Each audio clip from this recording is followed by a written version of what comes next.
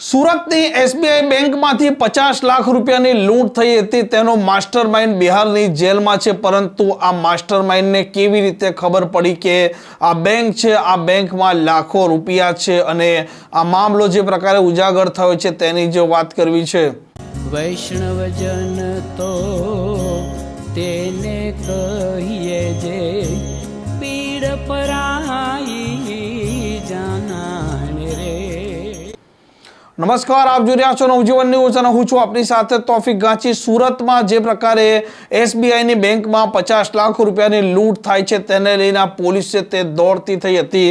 સુરતની ક્રાઇમ બ્રાન્ચે રાત દિવસ એક કર્યા હતા। જેસીપી, ડીસીપી, 7 પોલીસ ઇન્સ્પેક્ટરો અને અન્ય પોલીસ અધિકારીઓ કર્મચારીઓ પણ કામે લાગ્યા હતા। તેમણે અનેક સીસીટીવી ખંગાળી નાખ્યા હતા। 2 આરોપીઓ છે તેઓને યુપીથી દબોચી લાવવામાં આવે છે, પરંતુ તેનો માસ્ટરમાઇન્ડ બિહારની જેલમાં બેઠેલો હતો અને તેણે જે પ્રકારે આ એસબીઆઈની લૂંટનો પ્લાન બનાવ્યો તેને લઈને સૌ કોઈ લોકો વિચારતા કરી રહ્યા છે, કેમ કે આ 2 આરોપીઓ છે તેમણે ત્યાં સુરતમાં મકાન પણ ભાડે રાખ્યું હતું। 2 મહિના તેની રેકી પણ કરી હતી અને તેણે જેલમાં બેઠા બેઠા કેવી રીતે પ્લાન ઘડ્યો તેની વાત કરી છે સુરતના પોલીસ કમિશનરે।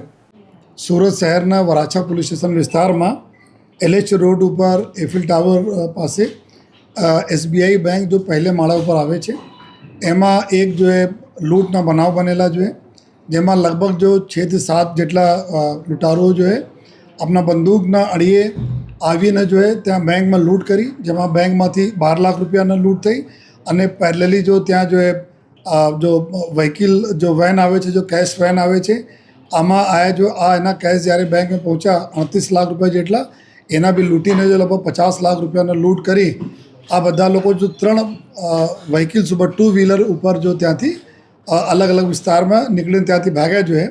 આમાં કુલ આ લોકો ઓલપાડ પાસે ગયા, ઓલપાડ પાસે જો વ્હીકલ છોડીને બસો દ્વારા જો આપણે બધા લોકો જો પહેલે સે પૂર્વ આયોજિત જો જગ્યા હતી કે અમે બધા હિંમતનગર આપણા બસ સ્ટેશન ઉપર બધા લોકો મળશે પોતપોતાના તરીકે અહીંયાથી ભાગ્યા પછી ત્યાં મળીને પછી અલગ અલગ વિસ્તારોમાં ત્યાંથી જો અલગ અલગ રાજ્યોમાં જો નીકળી ગયા જોઈએ।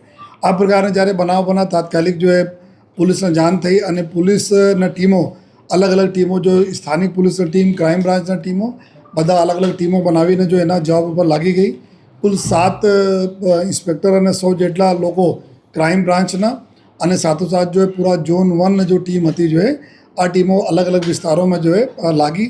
કુલ અમે લોકો જે તે વખતે જો તમામ જો પુરાવો મેળવ્યા બેંકમાંથી જો અમે ફૂટેજીસ મળ્યા જો આજુબાજુ મળ્યા કુલ 1000 જેટલા સીસીટીવી કેમેરાઓના ટીમો જો એના પૂરા જો સર્ચ કરી જોઈએ, એના જો સ્ક્રુટની કરી જોઈએ અને એના હિસાબથી જો એવું અમે લોકો જો રૂટ ગાડી બધા જો નક્કી કરે અને પછી શહેરમાં આવેલ અમારા તમામ જેટલા બી કેમેરાઓ છે આ જો અમારા નેટવર્ક જે સુરત સિટીના જોઈએ એના ઉપરથી જો કેમેરામાં અમે લોકો જોયા જોઈએ તો એના બેક ટ્રેક કરતા ગયા જોઈએ અને બેક ટ્રેક કર્યા પછી એવું અમને જાણવા મળ્યા જોઈએ કે લગભગ 2 મહિનાથી આ ગેંગના ઘણા બધા મેમ્બર અહીંયા સુરતમાં જહાંગીરપુરાના જો ઉગત કેનાલ છે એના કેનાલ પાસે જો એક ભાડામાં મકાનમાં રાખીને લગભગ 2 મહિનાથી રહેતા હતા અને ત્યાં જો રેકીના કામગીરી કરવાના ઘણા વખત આ લોકો બેંક ગયા અને આ જો બેંકની સ્થિતિ એવી હતી કે ત્યાં હતા બધા કન્સ્ટ્રક્શનના કામ ચાલે છે જો જેના લીધે બંને બાજુ ખોદાણ થયેલા છે, બહુ ઓછા ટ્રાફિકવાળા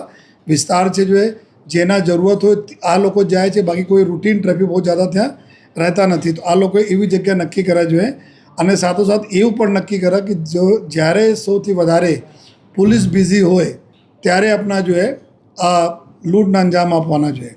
27 એપ્રિલના દિવસ એવા હતા કે 26 એપ્રિલ મહાનગરપાલિકાની ચૂંટણી હતી, 28 એપ્રિલના દિવસે જો કાઉન્ટિંગ હતી તો બધા એને ખબર હતા કે સમગ્ર પોલીસ જો એમના ઇલેક્શનમાં મોડી રાત તક આમાં બિઝી રહેવાની છે। નેક્સ્ટ ડે જો પોલીસના મૂવમેન્ટ થોડા ઓછા રહેશે જો ત્યારે આ લોકો જો પ્લાન કરે કે 27 એપ્રિલ જો અમે લોકો આ લૂંટ કરી છે અને એના પછી જો જ્યારે આ આરોપીઓનો અમે લોકો જો ટ્રેક કરવાના ચાલુ કર્યા ત્યારે એવા ખબર પડી કે જો જ્યાં આ લોકો રહેતા હતા જો એનાથી જો મકાનના માલિક હતા એના થોડા બહુ ડાઉટ થયા તો ત્યાંથી છોડીને વેડ રોડ પાસે જો બીજા મકાનો લઈ લીધા જોઈએ અને વેડ રોડ પાસે બીજા મકાનોમાં હતા જોઈએ અને પછી જો આ લૂંટનો અંજામ કર્યા પછી જ્યારે જો તપાસ થઈ, તપાસમાં તમામ અમે લોકોને જેટલા બી પુરાવા હતા જો સીસીટીવીના પુરાવા હોય, બીજા ઘણા બધા પુરાવાઓ ભેગા કર્યા અને હ્યુમન ઇન્ટેલિજન્સ વગેરેનો ઉપયોગ કર્યા પછી જો એવું જાણવા મળેલ જો કે આ લોકો પાસે જો 3 વ્હીકલ હતી. એક વ્હીકલ તેલંગાણામાંથી ખરીદીને આ લોકો લઈ આવ્યા હતા જો અને ત્યાંથી ચલાવતા લઈ આવ્યા અને 2 મોટરસાઇકલ અહીંયા ચોરીના હતી જો અને એક ખડોદરાના ચોરી થઈ હતી અને બીજા એક મહિના બધા ઘસી નાખી છે આ લોકો રજિસ્ટ્રેશન નંબર વગેરે, જેના અમે એફએસએલના મદદથી રજિસ્ટ્રેશન નંબર કઢાવીએ છીએ જો ઇન્જન ચેચિસ નંબર, જેથી ખબર પડે ગાડીને ક્યાંને ગાડી હતી જો. અને પછી જો આ જો પૂરા આરોપીઓના જો મોડસ ઓપરેન્ડી એવું હતી જો કે આપના એક ગેંગ છે. હું આપને નટસેલ બતાવવા માંગીએ છીએ કેવી રીતે આ બધા જો પ્લાન બનાવ્યો છે. એક પૂરા આંતરરાજ્ય એક ગેંગ છે જેના મેઇન સરગના છે કુંદન ભગત જો. આ કુંદન ભગત અત્યારે પટનાના બેઉર જેલમાં સિરિયસ ગુનાઓમાં જો જેલમાં છે જો. અને આ જ ગેંગના જો સરગના જો 2023માં દહેરાદૂનમાં જ્યારે ત્યાંના દહેરાદૂનનું મોટો ફંક્શન ચાલતા હતા, વીવીઆઈપી વિઝિટ જે દિવસે હતી તે દિવસે જો રિલાયન્સના આપણા જો જ્વેલરી શોપમાં જો આ લોકો લૂંટ કરી હતી, 13 કરોડ રૂપિયાના લૂંટ થઈ હતી જો. અને આ જ ગેંગના અમુક સાગરીત અહીંયા સુરતમાં જો રહેતા હતા જો. આ લોકો એવું નક્કી કરે કે જેટલા બી લોકો આ પ્રકારના ગુનાઓમાં સામેલ હોય, અલગ અલગ જેલોમાં એકબીજા સાથે કોન્ટેક્ટમાં આવ્યા હોય, આ લોકોને કોન્ટેક્ટ કરીને ત્યાંથી અહીંયા સુરત મોકલવાના ચાલુ કર્યા જોઈએ, જેથી જ્યારે બધા ગેંગ મેમ્બર અહીંયા ભેગા થયા તો એકબીજાને કોઈ ઓળખતા પણ નહીં હતા, એકબીજા બારેમાં વધારે કોઈ જાણતા પણ નહીં હતા. અને ટૂંકા નામ જાણે ગલત આ લોકો પછી જો આધાર કાર્ડ વગેરેની ડિટેલ અમે લોકો મેળવી. આધાર કાર્ડ બધા મધ્યપ્રદેશ બનાવવામાં આવેલા છે, બધા ખોટા છે, ફેક છે આધાર કાર્ડ. આધાર કાર્ડમાં ફોટો એની છે, બાકી કોઈ પણ ડિટેલ આ લોકોનામાં ડિટેલ નથી જોઈએ. તો ગેંગના મોડસ ઓપરેન્ડી એવું હતી જોઈએ કે આપણા અલગ અલગ રાજ્યોના જો એકદમ ક્રિમિનલ છે, જો આ પ્રકારના ગુનાઓમાં વેપન, આર્મ સાઇડ, લૂંટ, ડકૈતીમાં સામેલ હોય, એના કોન્ટેક્ટ કરીને અહીંયા મોકલે. અહીંયા એના જો માણસ હતા જોઈએ, આ માણસ બધાને લેવા જાય અને લઈ આવે અને પછી સાથે રાખે જોઈએ અને જેટલા જરૂરત છે એટલા જ પરિચય એકબીજામાં કરાવે એકબીજા સાથે અને ટૂંકા નામ આપે જોઈએ. અને એક વ્યક્તિને 4-5 નામ તરીકે હોય, ઉર્ફે, જેથી કોઈને સાચું નામ એના ખબર નહીં હોય, કોણ ક્યાંના રહેવાસી હોય, આ બી આપસમાં આ લોકો વાત નહીં કરતા હતા. તો એકદમ પ્રોફેશનલી બધા લોકો ભેગા થયા, ફેક આઈડી બનાવી, ભાડા ઉપર એક જગ્યાએ મકાન લીધા જોઈએ, રેકી કરવા જાય, વારંવાર આ બેંકમાં ઘણા વખત ગયા, બેંકના તમામ એમ્પ્લોઈઝ જેટલા છે આ લોકોના ફોટા બી એના પાસે છે જોઈએ, ક્યારે શું મુવમેન્ટ થાય છે, કઈ રીતે થાય છે, આ બધા બી આ લોકો જોયા જોઈએ. પછી જોઈએ જ્યારે અહીંયા સે લૂંટ જ્યારે કરી જોઈએ, લૂંટ કર્યા પછી જ્યારે ભાગ્યા અહીંયાથી જો ટીમો અમારી જો અમારા સીસીટીવીને જો અમે ખંગાલા અને બીજા જો પુરાવાના આધારે જો ટીમ અમારી યુપી પહોંચી જોઈએ. યુપીમાં રાયબરેલીમાં આ જો એક જે આરોપી 2 આરોપી પકડાય છે, એક આરોપી છે શુભમ ઠાકુર અને બીજા છે વિકાસ સિંહ રાજપૂત જોઈએ. જો શુભમ ઠાકુર છે આ આરોપી અહીંયા ક્રાઇમ કરવા માટે બેંક ડકૈતીમાં સામેલ હતા જોઈએ. આ અહીંયા તો રાયબરેલીમાં એક દુકાન છે, કાપડની દુકાન ચલાવે છે, નાની દુકાન છે એની જોઈએ. ત્યાં ગયા, ત્યાંથી પછી જોઈએ એના ખબર હતી કે પોલીસ ટીમ પાછળથી તુરંત જગ્યા ડેલી જગ્યાઓ ચેન્જ કરે. તો રાયબરેલી 3 માણસ ગયા જોઈએ. જો જેટલા બી 7 વ્યક્તિઓ જો લૂંટ કરવા આવ્યા હતા, આમાં 3 લોકો રાયબરેલી ગયા જોઈએ. રાયબરેલીમાં 1 દિવસ રોકાયા, બાકી 2 માણસો ત્યાંથી અલગ થઈ ગયા. આ શુભમ ત્યાંથી ચેન્જ કરીને આપણી જગ્યા ગોંડા ગયા જોઈએ. પછી ગોંડા છે પછી ત્યાં અયોધ્યા ગયા જોઈએ અને અયોધ્યા પાસે જ અમારી ટીમે જે યુપી પોલીસના મદદથી જોઈએ અમે ત્યાંથી જોઈએ એના પકડાયા જોઈએ.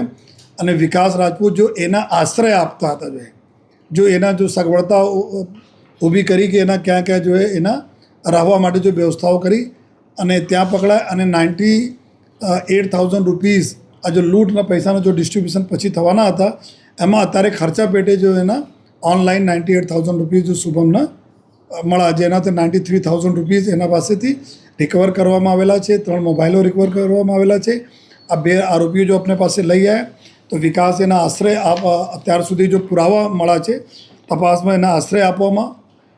અને પછી જો શુભમ છે, શુભમના ઉપર 2 ગુનાઓ દાખલ થયેલા છે. એક આર્મ્સ એક્ટના ગુના છે, બીજા એના ઉપર જો બિહારમાં બ્રહ્મપુરા પોલીસ સ્ટેશનમાં મર્ડરના ગુના દાખલ થયેલા છે લૂંટ સાથે જોઈએ. તો આ પ્રકારના આ ક્રિમિનલ છે.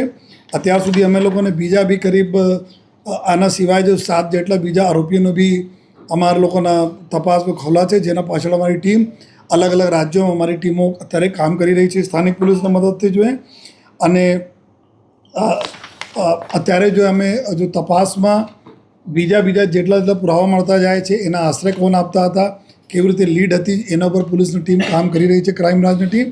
લેકિન એટલા છે કે જો આ કુંદન ભગત જે છે આ બધા આ જ પ્રકારના જો અત્યારે જો બેઉર જેલ પટનાના જેલમાં છે અને એના ઉપર જો સિરિયસ વેપનના ગુના અને ડકૈતીના ગુનાઓ જો બીજા આર્મ્સ એક્ટના ગુનાઓ આ પ્રકાર ઘણા બધા ગુનાઓ એના ઉપર દાખલ થયેલા છે. એના બી ટીમ અમારા જો ટ્રાન્ઝિટ રિમાન્ડ ઉપર જો લેવા માટે બી ક્રાઇમ બ્રાન્ચની ટીમો બિહાર ગઈ છે જો એના ટૂંક સમયમાં લઈને આવશે અને ફર્ધર જેટલા બી જો આરોપીઓ છે એના ઉપર બી ટીમો અમારી કામ કરી રહી છે.